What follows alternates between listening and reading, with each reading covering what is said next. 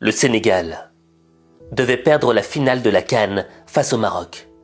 Mais un seul élément a tout changé. Et si tu veux le découvrir, alors, regarde ça.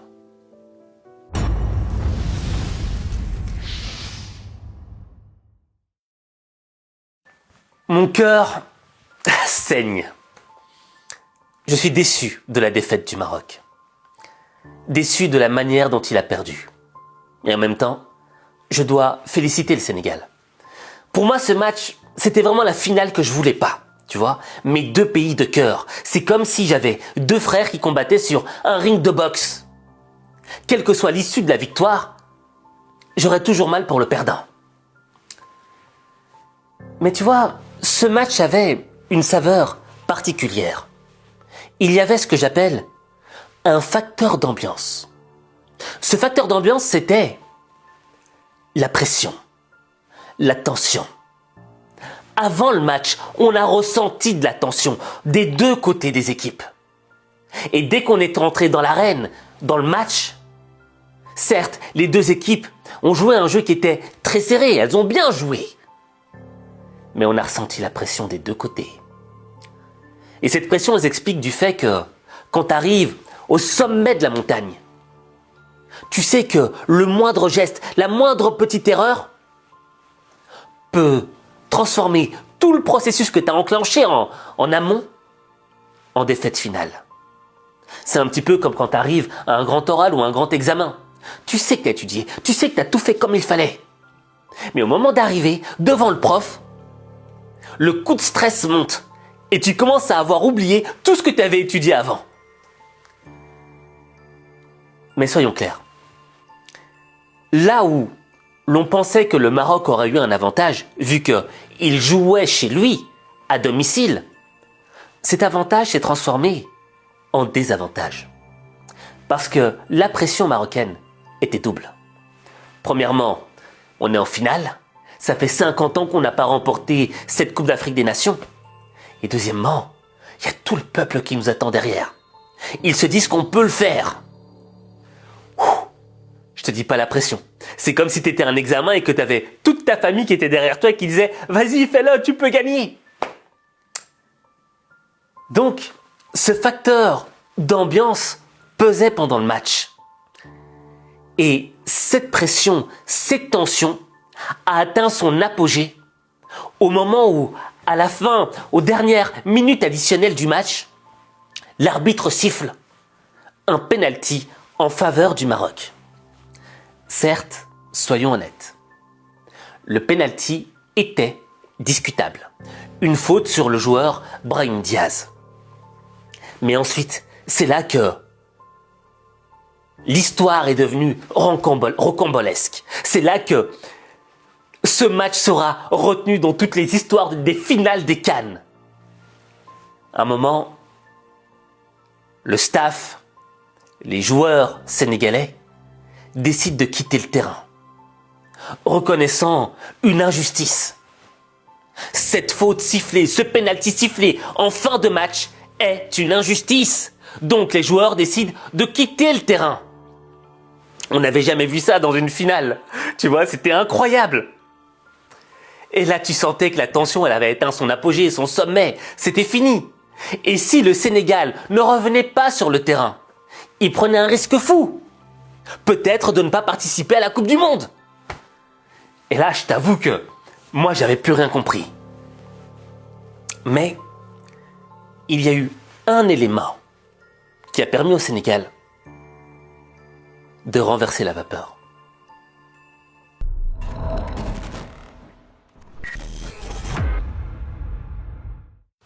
Soyons directs. L'élément qui a permis au Sénégal de rester dans la course de cette finale de coupe, c'est Sadio Mané. Sadio Mané qui est devenu aujourd'hui un joueur légendaire, non pas seulement du football africain, mais du football mondial. Non pas de par son talent technique, mais de par son esprit. Tu vois, lorsque l'équipe et le staff ont quitté le terrain par protestation. C'était un petit peu comme si ils anticipaient la défaite. Oh, ce pénalty est injuste et on va perdre ce match. On n'accepte pas de perdre ce match de cette manière-là. Mais pendant que toute une partie était out, il y avait un homme qui était resté sur le terrain. Sadio Mané.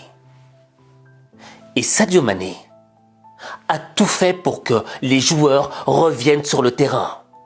Sadio Mané, malgré que les circonstances disaient qu'on allait perdre, voulait continuer à croire en une victoire du Sénégal.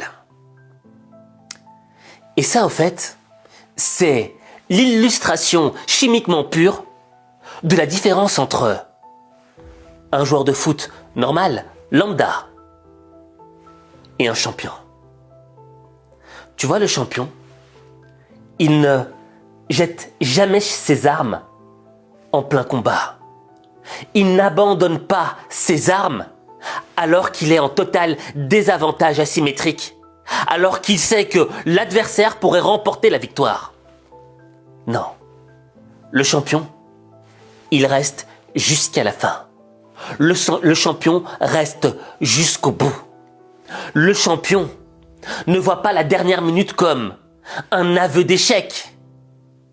Le champion voit cette dernière minute comme la dernière minute d'espoir qui peut mener à la victoire. L'esprit de la remontada. Et tu vois, c'est là que j'ai pris conscience pourquoi Sadio Mané était différent des autres.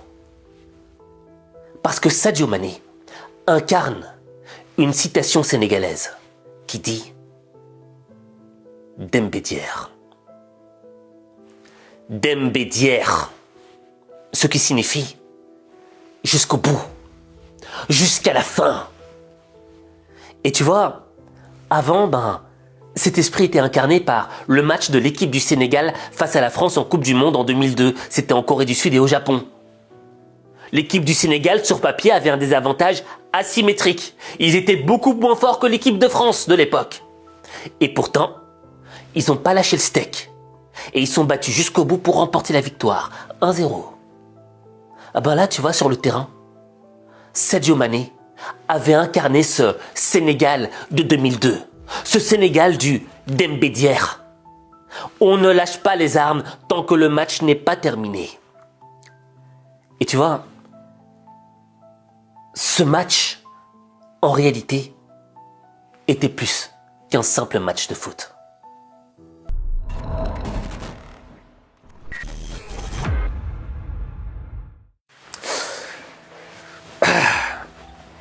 Je le redis, je suis déçu pour le Maroc. Honnêtement, je sais que j'ai toute une partie de ma famille au Maroc qui est là et qui est triste, tu vois. Dans les montagnes, là où il n'y a pas beaucoup de moyens, tu vois. Là où on avait mis de l'espoir, où on aurait été heureux de voir cette victoire. C'est blessant. Mais tu vois, dans l'esprit du champion, tu dois aussi apprendre de tes échecs. Et voir qu'est-ce qui a permis à ton adversaire de remporter la victoire. Le Sénégal n'est pas mon adversaire, tu vois. Mais dans le match de foot, bien que mon cœur était partagé entre les deux, un pourcentage majoritaire, léger, était du côté marocain. C'est naturel. Mais tu vois, moi ce que j'ai appris à travers ce match, c'est que, tu vois, dans ce monde, il y a deux catégories de personnes. Il y a ceux qui anticipent l'échec. Il y a ceux qui, lorsqu'ils sont dans le chaos, se disent « c'est fini, c'est terminé ». Quittons les hostilités avant la fin. Il y a ceux qui ne veulent pas accepter l'échec. Il y a ceux qui... Bref. Et t'as les autres. T'as les Sadio Mané. T'as les Cristiano Ronaldo. T'as les Zinedine Zidane. T'as les Karim Benzema. T'as le Real Madrid de la remontada. T'as tous ceux qui, lorsque le monde ne voit qu'une défaite, eux arrivent à voir la petite porte de l'espoir. Eux, lorsqu'on leur donne juste une petite minute de plus, ils se disent je peux le faire. Et dans leur esprit, il y a cette phrase. Dembédière. Peut-être qu'elle n'est pas dite en Wolof. Mais le parfum du Dembédière traverse leur esprit. Et c'est pour ça que ces gens-là ne sont pas juste des champions. Ce sont des gens inarrêtables. Et moi, ce que je veux, c'est que tu sois marocain, algérien, gambien, sénégalais, asiatique, on s'en fout. Je veux que tu apprennes cette leçon de vie. La leçon du Dembédière. On ne lâche pas les armes en plein combat. On continue à lutter, même quand c'est le chaos, même quand on a l'impression que on va perdre. On ne se concentre pas sur ce qui va nous faire perdre. On doit se concentrer sur ce qui pourrait nous faire gagner. Sur ce 1%, tu vois, sur ce centimètre. Le centimètre qui fait la différence entre la victoire et la défaite. Et tu vois, Sadio Mané s'est accroché à ce centimètre. Sadio Mané, quand il a vu qu'il restait 1 centimètre et que tout le monde a abandonné, il est parti chercher tous ses coéquipiers, il a dit « Les gars, accrochons-nous à ce centimètre !» Parce que ce centimètre fera la différence aujourd'hui entre la défaite ou la victoire. Et dans nos vies, il y a plein de centimètres. Plein de centimètres qui nous entourent. Mais ceux qui anticipent l'échec ne voient pas ces centimètres. Tandis que ceux qui ont la foi, qui ont le Dembédière, voient en chaque centimètre une possibilité de réussir l'impossible. Et quand tu comprendras cela, tu transformeras ta vie. Mais ta vie, il n'y a que toi qui peux la changer. Il n'y a que toi.